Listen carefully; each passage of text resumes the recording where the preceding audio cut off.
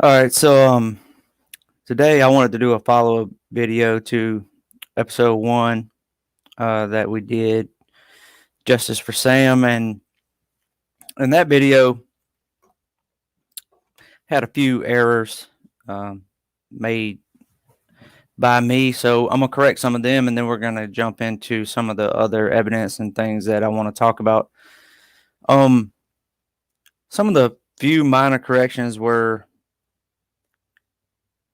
that was pointed out to me, and some that I caught on my own that Samantha was making a fort by the heater. She liked to sleep by the heater. She liked to stay warm.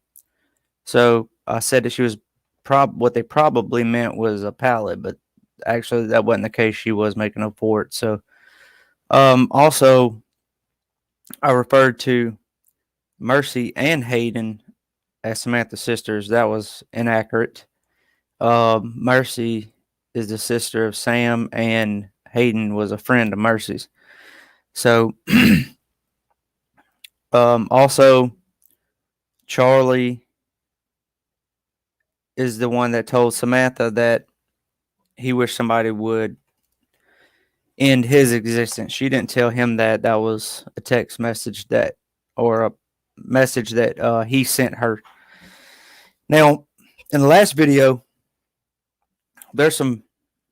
There was a few people. The video was mostly well received. There was a few people that took issue with the fact that they didn't even think that this should be talked about.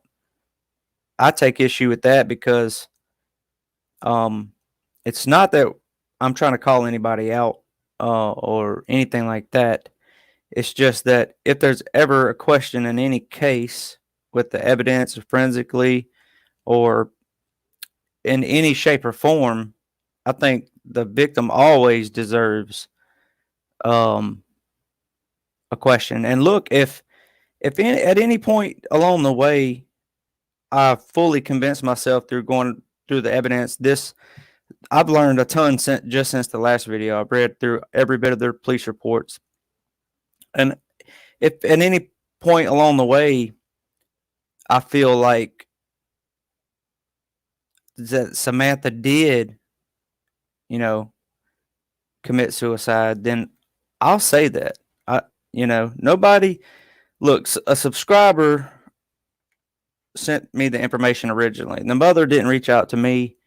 I reached out to her. Somebody sent me the link with this information, and I thought it was an interesting case. So that's how this got started. I don't want people thinking I'm not on the mother's side. I'm not on John's side. I'm not on anybody's side except the truth. What I want to know, just like the Stephen Avery case, for instance, just to detour just for a moment. When the police put out a narrative and they say X, Y, and Z, this is what happened and this is how it happened. And then the forensics of that case don't match the narrative, but yet you take that narrative to court and you convict somebody with that narrative when the forensic in almost every case doesn't match the narrative. I have a problem with that. And the reason why I have a problem with that is because you're supposed to be convicted beyond a reasonable doubt. Now, anybody that's familiar with that case can't say that the case against Stephen Avery was beyond a reasonable doubt. Listening to the evidence and watching the show and doing your own research. So, my concern is with the evidence. When I look at the evidence, and immediately what struck me about this was some of the things I mentioned in the last video with the defensive ones. This is not things that I'm coming up with alone. Okay, Mr. John himself, which I will show you some evidence today, believes himself and has echoed some of the same sentiments that I've expressed and said myself about this, even as new as I am to this case. So that's just a general idea why I'm even interested in this. Okay, it's not. I don't gain anything from this. Okay, I'm not on one person's side. This isn't a ploy or assassination attempt by me or anyone else. And I also want to state for the record before I get into some of these other things that since the first video, I've spoken with more family members. So anything pertaining to Samantha, anything that I say about Samantha, whether it's her state of mind or things that have happened to her in the past, anything like that has been approved by the only people that I can approve it by. So if you have a problem with that, there's really nothing I can do for you. Okay, so with that being said, I want to jump into some of the things that like I said, I won't be able to cover everything in this video, but there's a lot of things that need talked about. So interesting things I've learned since last time is that in this room, there is another window. Okay, you have the front door. I might even have a picture here. You have the front door, a window beside the door, and this room that they lived in was actually on the corner of a building. Around the corner of the building is another window. Now, it's to my understanding that the police or anyone never checked to see if this window was locked or unlocked. Now, I find that very interesting because now you broaden the scope of possibilities. So I think this is the picture. And it's hard to see on here. I could use split screen and pull this up in a different way, but with my experience, it's hard, even harder to see. But on this room, you have the door and you have the window, and around the corner, there's another window that goes into room, and it's actually this window right here. If I can find it, give me one moment.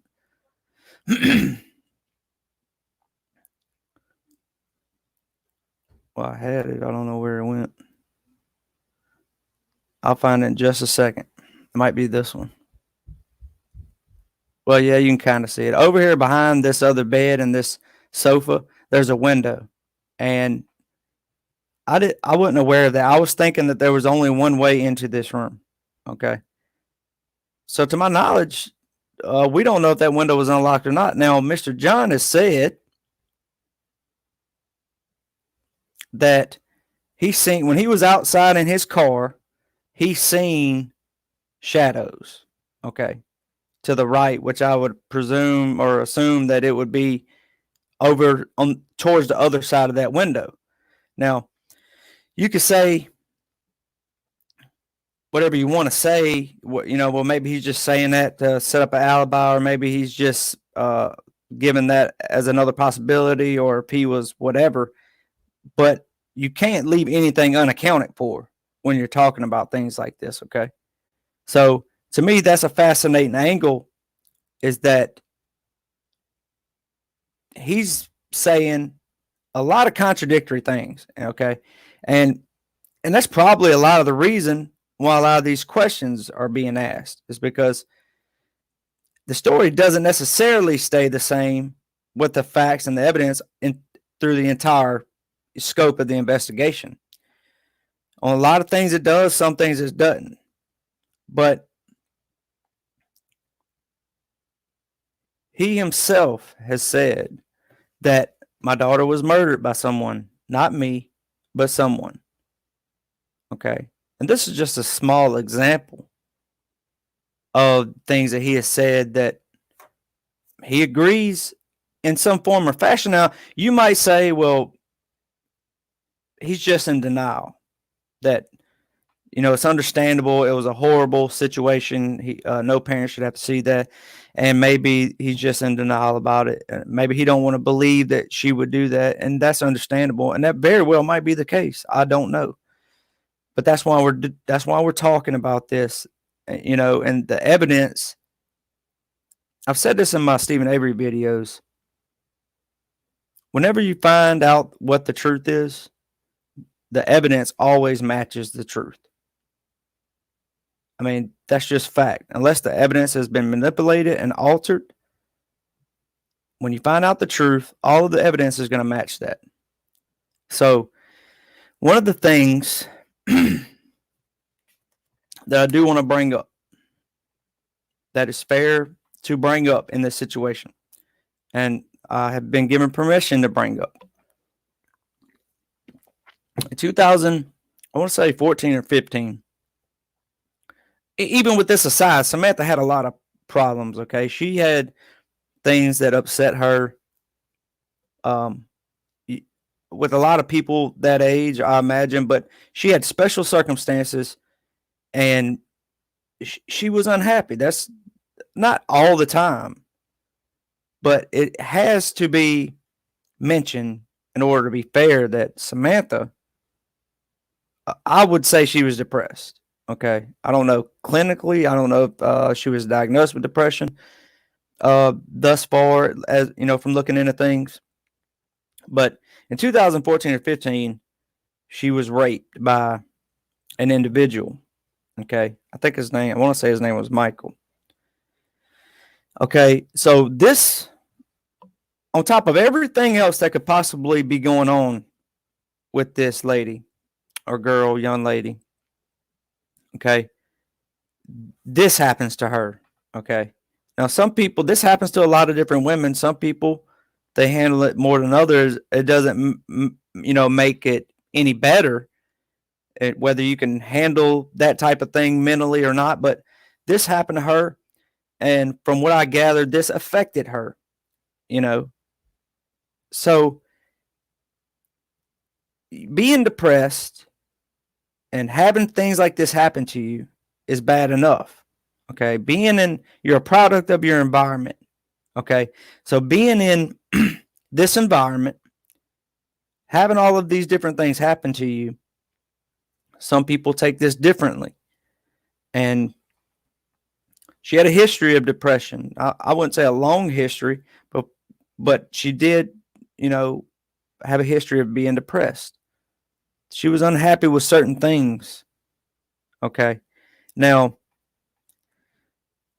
she actually had a failed attempt at a suicide previously, but when that attempt failed, she stated how happy she was that attempt had failed. Okay.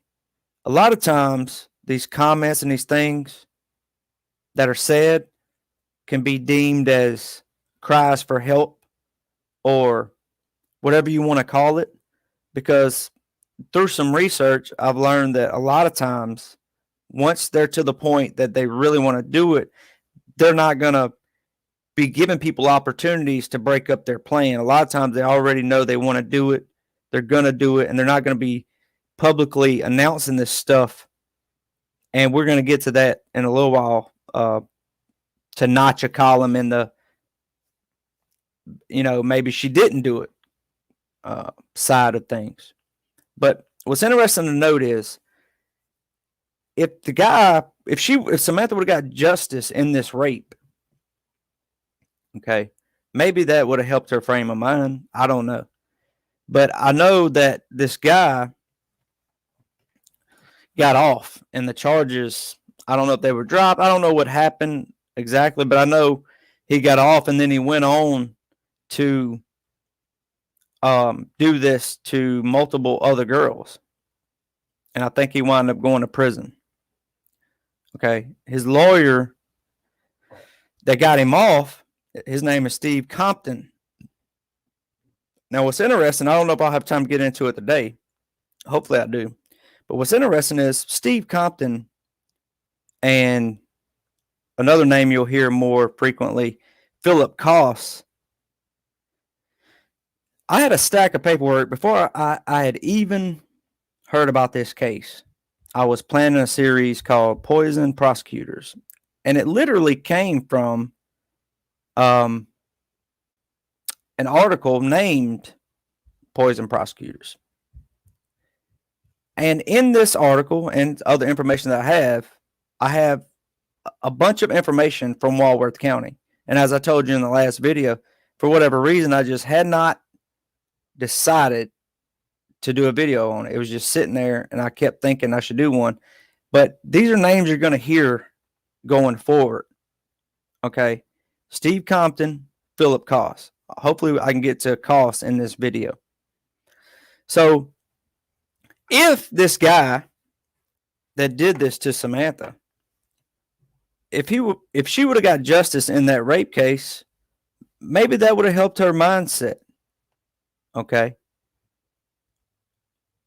I've never been raped, so I don't know how that can affect your mental state. I don't know how that can mess you up, but from hearing other people's testimonies about it, I could imagine for a female for that to happen to could be pretty devastating on your self-image, your self-worth, and just the entire situation. It's really a tragedy all the way across the board, no matter how you look at it. Okay. So in this video, I also want to point out some other things. And don't get me wrong, even though I have changed not my outlook on this case, I have equally as much evidence in my mind that I've looked at and went over. I have evidence saying that in my mind that Samantha might have done this. I have a lot of evidence saying that somebody that we don't even know of or are aware of did this. And then we have a lot of things that don't add up with John. But what I want to talk about is this mom and pop investigation that was ran with some of this evidence up there in Walworth County. And like I said, I don't have time to get into every single detail. That's why it's going to be more of a process. Now, some things that was pointed out, and some of these things I noticed in some of these pictures was I just find it interesting. I want you to take a look at this pill bottle. We'll start with that. Right before it was pointed out to me, I actually noticed this. Okay, if you look in between these mattresses, there's a pill bottle, and you can see that the label's facing the camera. Speaking of, while I'm on this crime scene pictures and things like that, I just want to say that you can go to the website, www.lakegenevacorruption.com, and look at some of these pictures for yourself. But in some of these cases, they're some of the worst crime scene photos I've ever seen. Some of them you can't even make out what's in the photograph. So I'm not sure what if Eklund was the one that took the pictures. I'm sure he probably was. He was the detective. But if he did, he might have been smoking something that night on with some of the photographs, because they're absolutely horrible in the resolution and stuff on some of them. But in this picture, you can see a pill bottle, and I don't know what the relevance of it would be, but I know there was one on the table next to where this incident supposedly happened. And then in a separate photograph, you can see where that pill bottle is manipulated. It's moved. And I know I have the picture up here somewhere.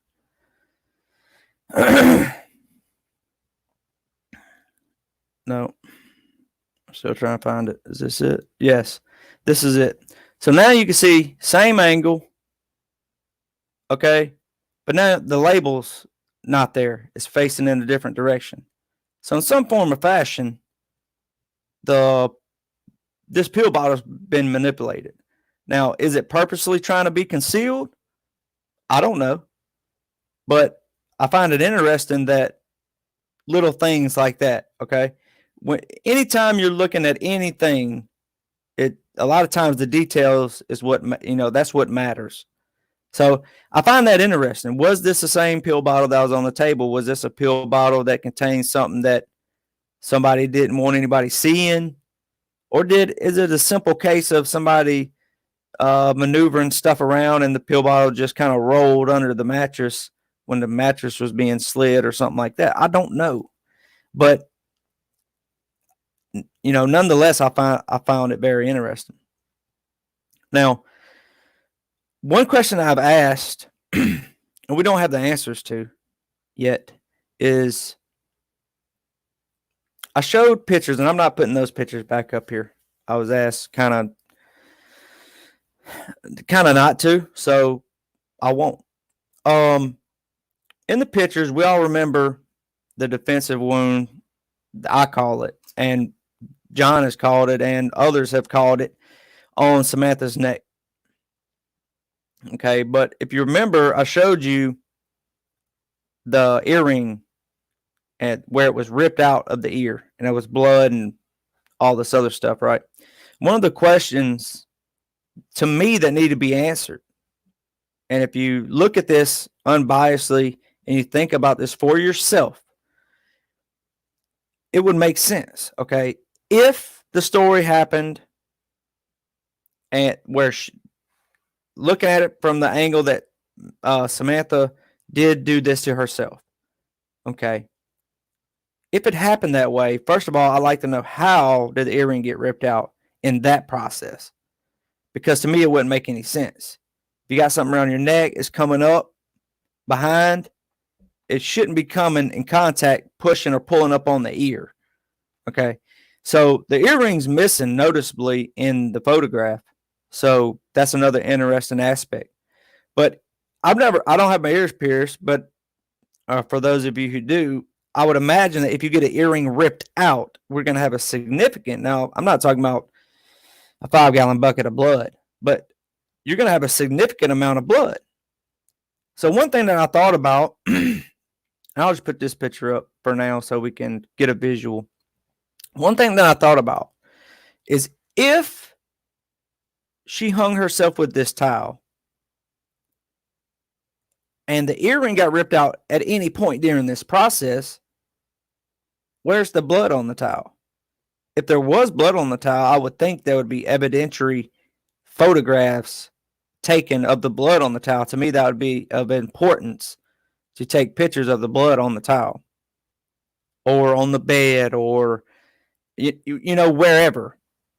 But to my knowledge, and I've seen this towel at various different angles, and when it's in an evidence bag, I don't see any blood anywhere on the towel. Now, if somebody knows that the earring got ripped out a day before this happened or something like that, then feel free by all means to tell me that. But to my knowledge, from everything I have looked at or asked questions about, this had to happen. The earring had to get ripped out during this incident. Where's the blood? Same thing as Steven Avery's case. They tried to claim that Teresa Halbach was stabbed, raped, throat cut, stomach stabbed, all these different things in Steven Avery's bedroom. Not a drop of blood in the bedroom. Not a drop of her DNA in anywhere in the trailer or the garage. Not a hair, not anything. That it might sound petty to some people, but I'm telling you, if you think about this with, you know, a mind, not from one side or the other, except from Samantha's side, where's the blood on this towel? Now, on the bed, we have what appears to be, and you have to excuse me, sometimes I'm going to put up the wrong photograph because I have so many that it's hard to see. On the bed right here, now keep in mind, directly to the left of this bed is the cabinet where the towel is hanging from. So you're looking at this bed from the foot towards the headboard.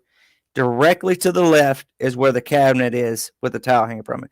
If you look on this bed, there's a blue square, and right on that blue square, I should have zoomed in on it and cropped it.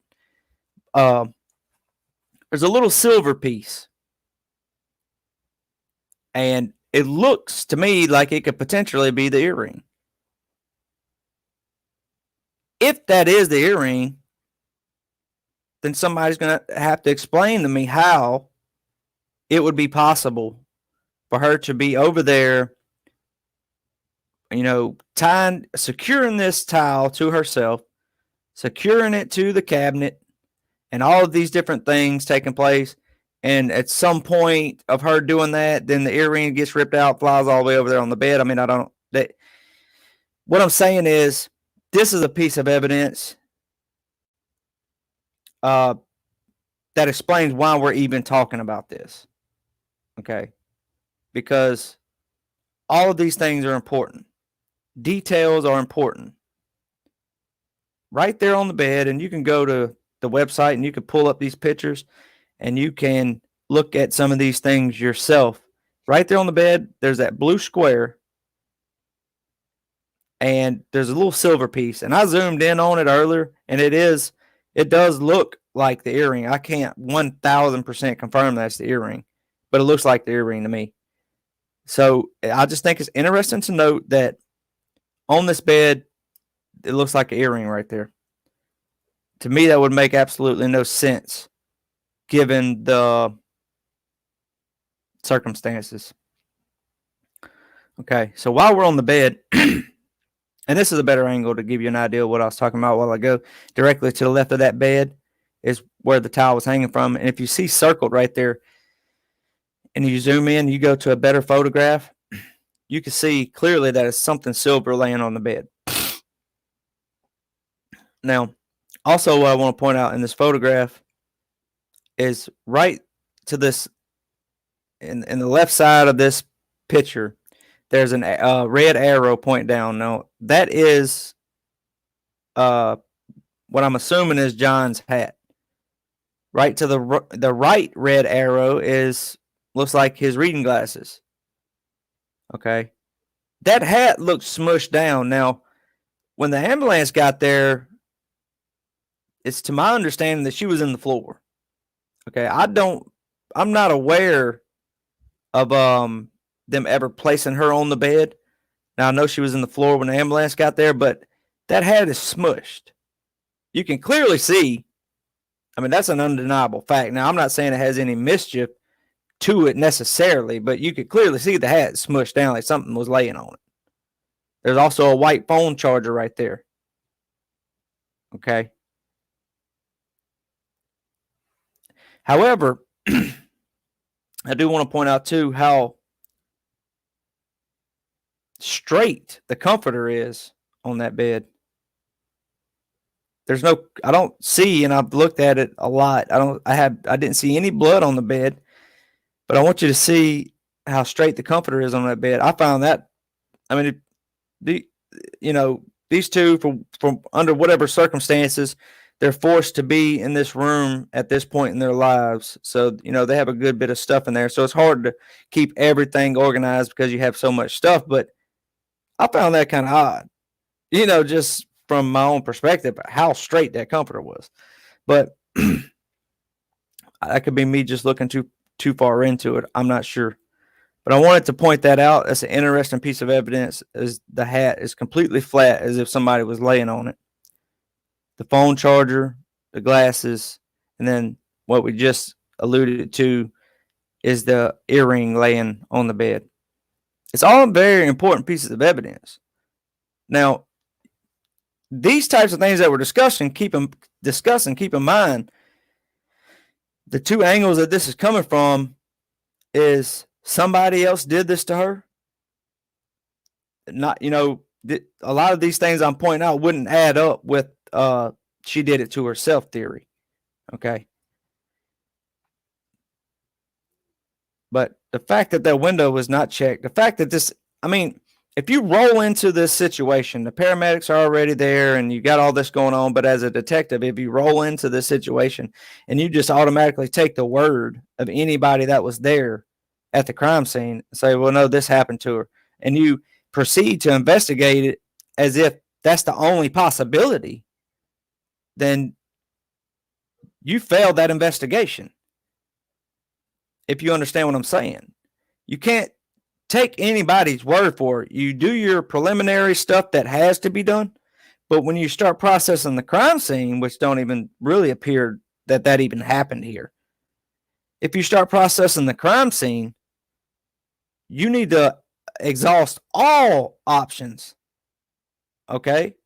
You need to look at what evidence is there that she did do this, what evidence is there that John did this? What evidence is there let me see. Did somebody come in this window? John said he was outside. Let me see if somebody came in this window. Let me see if the window's unlocked.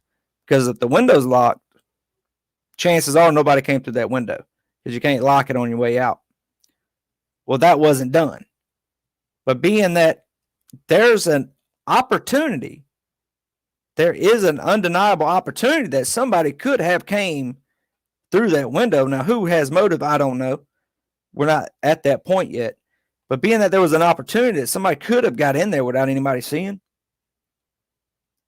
and that it wasn't even in the scope of the detective's brain, that he just automatically rolled up and said, well, now, under that scenario, if the dad did walk in and see Samantha hanging from a towel, then that might even be his first thought is that, oh God, he's not thinking about did somebody come in or do this or whatever. So he might not even be able to tell you that. But so if the detective rolls up and he says, what's going on? And they say, well, his daughter hung herself, whatever. You still cannot just work off of that assumption, because there's a possibility that somebody could have did it and the dad didn't even know that somebody did it. There's a possibility that the dad did it. There's a possibility that Samantha did it. There's a possibility, that the dad did it and don't even know he did it. So, but you didn't do any of that, Eklund. You went into this investigation with tunnel vision, just like we're talking about the Stephen Avery case. They had tunnel vision on Stephen. There was nobody else going down for this crime except Stephen. Well, going into this, the only thing, once the Samantha was secured and they got her off to the hospital and all these different things, you treated the crime scene like this was a suicide. You never intended at all, under any circumstances, in the preliminary investigation, the walkthrough of the crime scene, it seems to appear that you didn't consider murder being an option. And even if you did, you didn't treat it like it was, which is a shame, because that's when you can learn the most about anything, is when it first starts happening, after it first happened.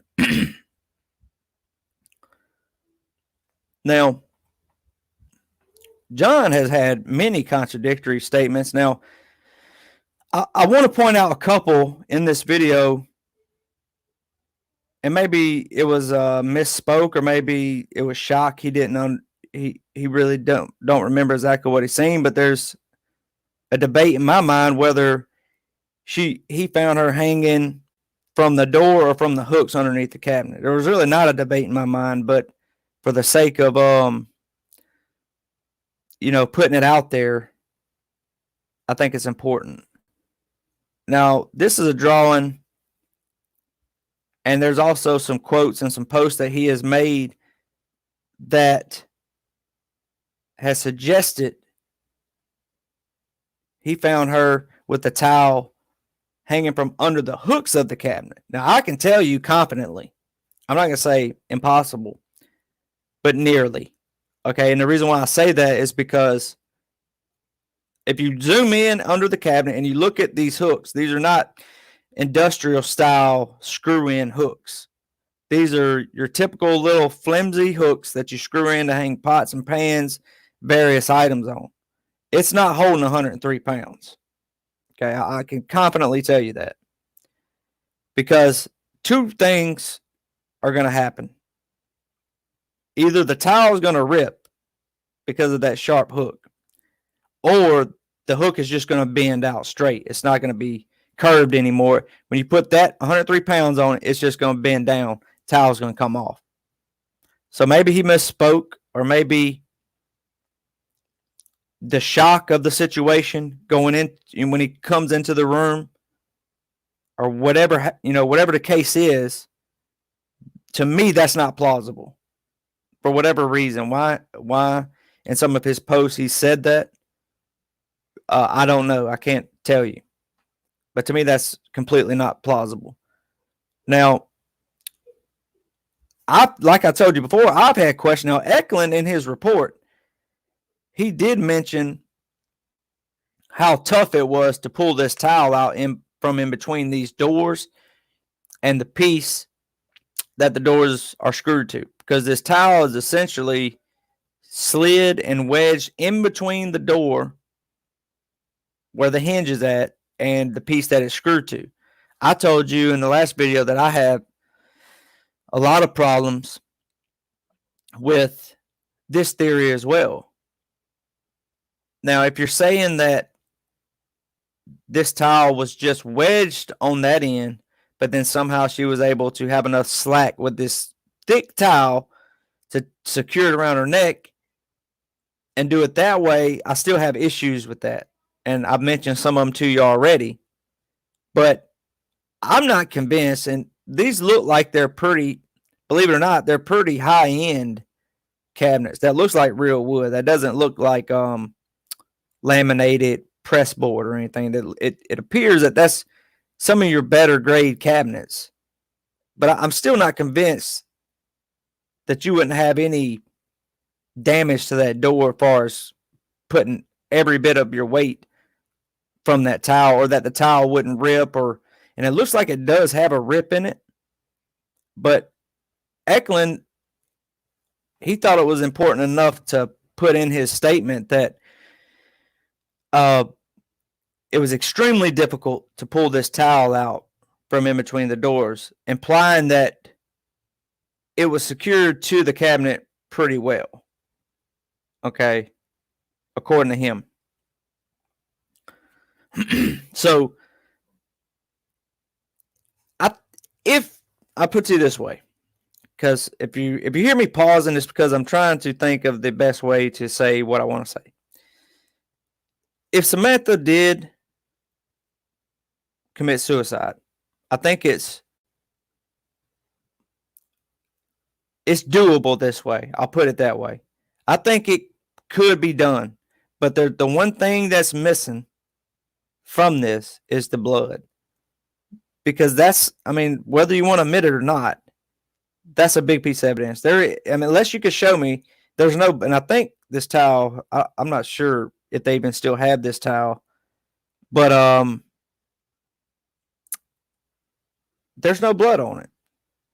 Okay? You're not going to be able to explain that away, easily. What happened? If her earring got ripped out during this event, and you are a person that believes she did this to herself, you have to account for the question. You have to answer the question, in my mind, how is there no blood on the towel? And how is the earring, or where's the earring? And where is the blood? Now, another question that I forgot to bring up earlier is, where's the shirt? Okay, Ray mentions that when he walks into the room, John's ripping her shirt off to do CPR. They're on the phone with 911. All right, Ray doesn't have a shirt on. Maybe he doesn't have a shirt on because he was at home. Maybe he was getting ready for bed or something. And then when John come over there knocking on the door, he just ran over there in a hurry. Even though it's 43 degrees outside, we can't really sit here and imply any kind of guilt or anything like that. Just because Ray didn't have a shirt on. John didn't have a shirt on either. I believe his statement, or somebody's statement, I don't remember what his reasoning was for not having a shirt on. But one thing that stays consistent throughout this, and I want you to think about, is if she committed suicide, that means she had a shirt on when she did it, because John's ripping the shirt off to do CPR, right? If she ripped her earring out during this event, don't you think there'd be blood on the shirt? Where's the picture of it? Where's the shirt? If you look throughout these crime scene photos, there's no shirts. I don't see Samantha's shirt laying on the ground. Maybe if it was ripped, I don't see why they would have any need for it to bring it with her to the hospital, because they're going to give her a gown and all that when they get there, blankets and all of that. But where's the shirt? There should be, under this scenario, there should be blood on that shirt. Okay? I'm not saying there's not. This is a question that needs answered. Okay? Same thing with the towel. Under the scenario where Samantha commits suicide, there should be blood on the towel. There should be blood on the shirt. Where is the shirt? You know,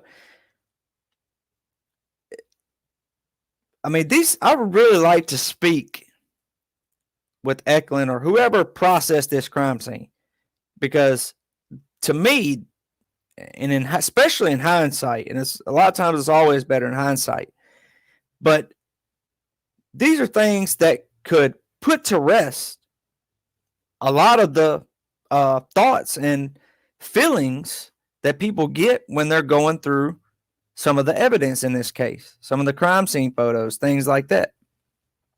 Now, one thing I thought about, and I alluded to it earlier, and just hear me out.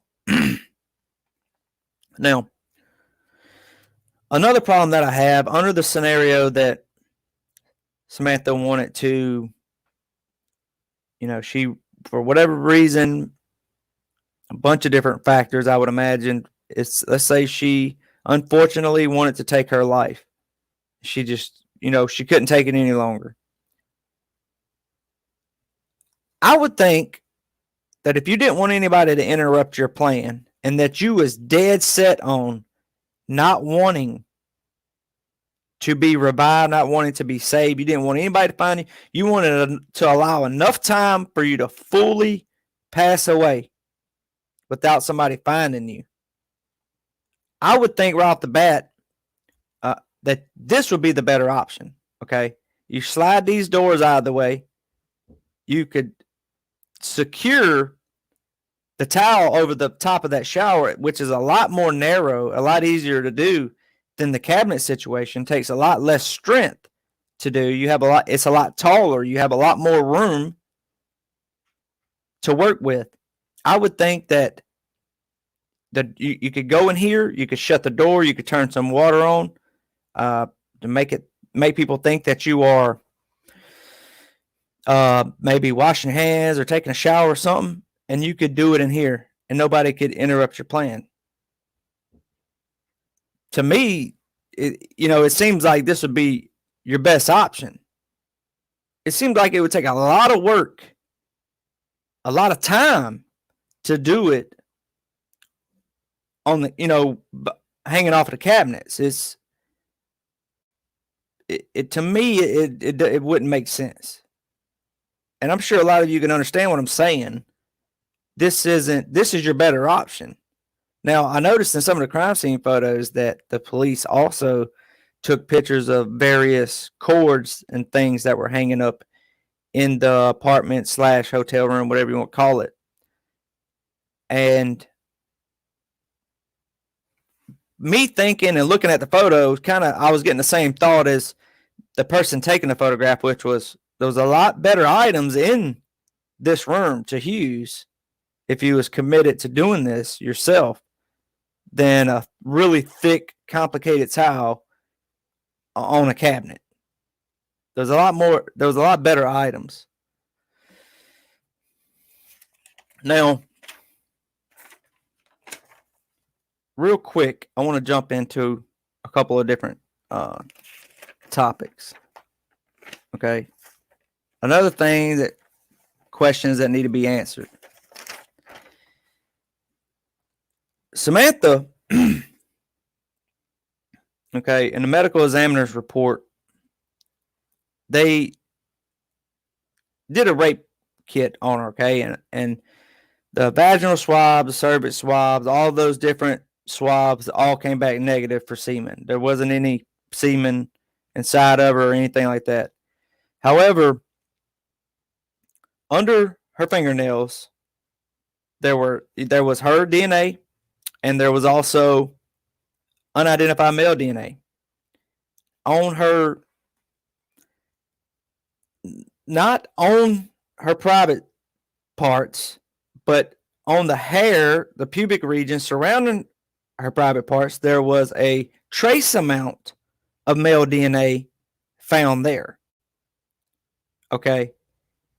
That's, to me, that stands out to me like, well, how is that possible? She came home. She'd been at work all day. To our knowledge, she hasn't met anybody all day. I'm sure she had a shower at some point before she went to work or whatever. So how is that possible? Now, under the fingernails, I'm sure you could argue, well, she lives in this small apartment / hotel room with her father and touching various things or whatever. Maybe it's a possibility just from handling things. She had some male DNA, or at work, she cleans hotel rooms. Maybe she picked it up from cleaning or messing with different things. I don't know if she had gloves on. Maybe she picked it up at her job. Okay. But the fact is that Eklund, the detective in this case, didn't get any DNA samples from any of the male subjects at the crime scene. Now, obviously, if somebody else had done it, then you wouldn't be able to get a sample from them. But to do your due diligence for the crime scene, you would collect DNA from everybody there, right? Or you would take even after the fact. But that wasn't done. Okay? That's an important piece of evidence.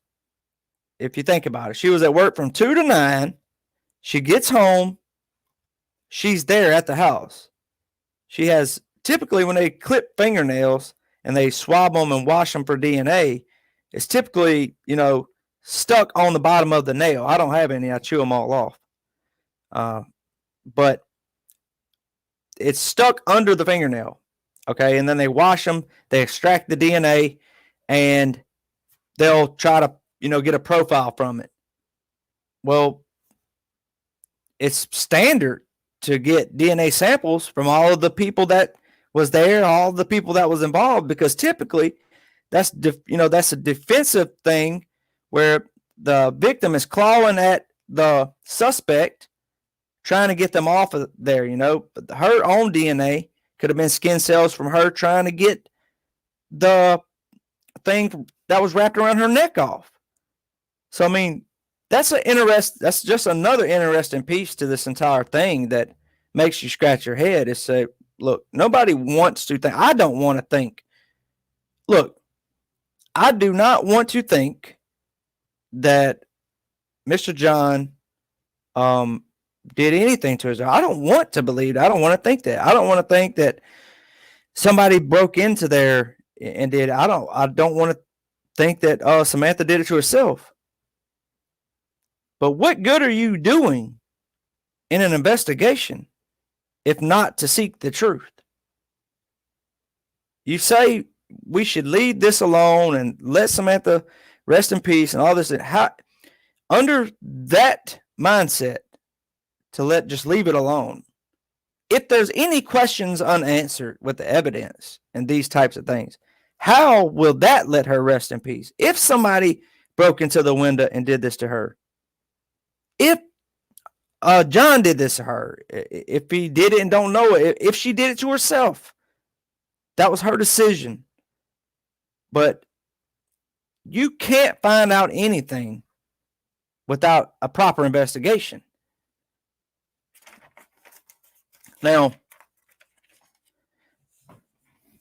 another thing I want to bring up real quick before we and it don't appear that I'm gonna have enough time to get into some of the other things I wanted to get into because I got stuck on some various things. But it is important to look at all of these various scenarios. Okay. Now,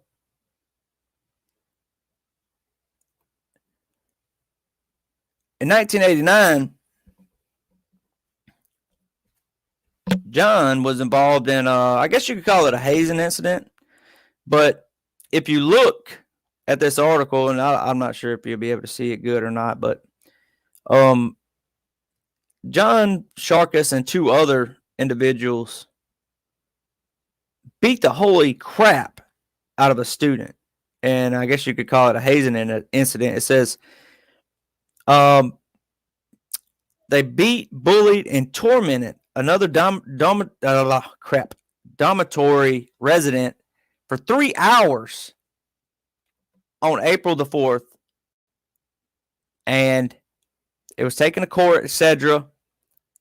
And it says that they allegedly picked up their victim, slammed him on the floor, punched him in the mouth, shoved, poked, and pinched him. The victim was bound with a belt. A butter knife was stuck in his mouth. The complaint said that one of the alleged assailants called the incident the most fun I've had in quite a while the tormented student screamed for help. Now, we don't know who was doing what in this situation, but when I came across this, like I said, I'm not going to shy away from pointing out facts. Okay. I will try my hardest to be fair to every single individual. Just in tonight's video, I've laid out reasons to believe that Samantha could have done this to herself. I've laid out reasons to believe that, like John has even admitted to, and others have admitted to, there's reasons to believe that somebody else did this to her. We're going to exhaust every avenue. And that's the only way you can do it.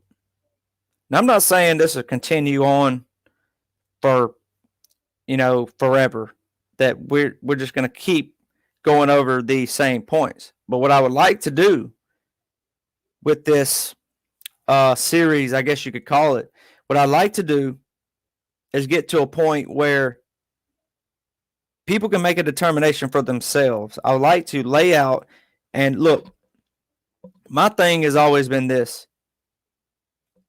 I have always been fascinated with forensic evidence. Okay, it's always fascinated me.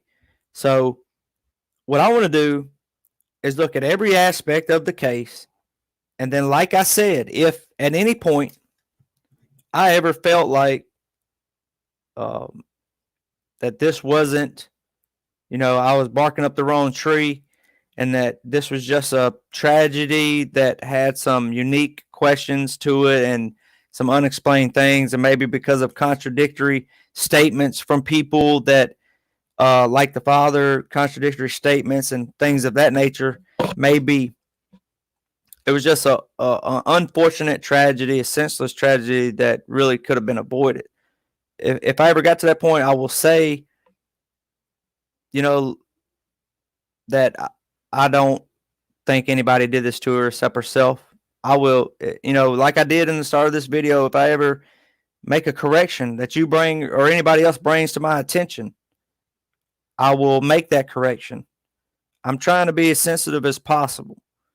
But like I previously stated, this is an important matter to those who love Samantha. I don't know her, but this is an important matter to those who love Samantha. And it's not just the mom. I've spoke with other people, family members, etc., that knew Samantha, was family in some type of way with Samantha, whether it be, whatever.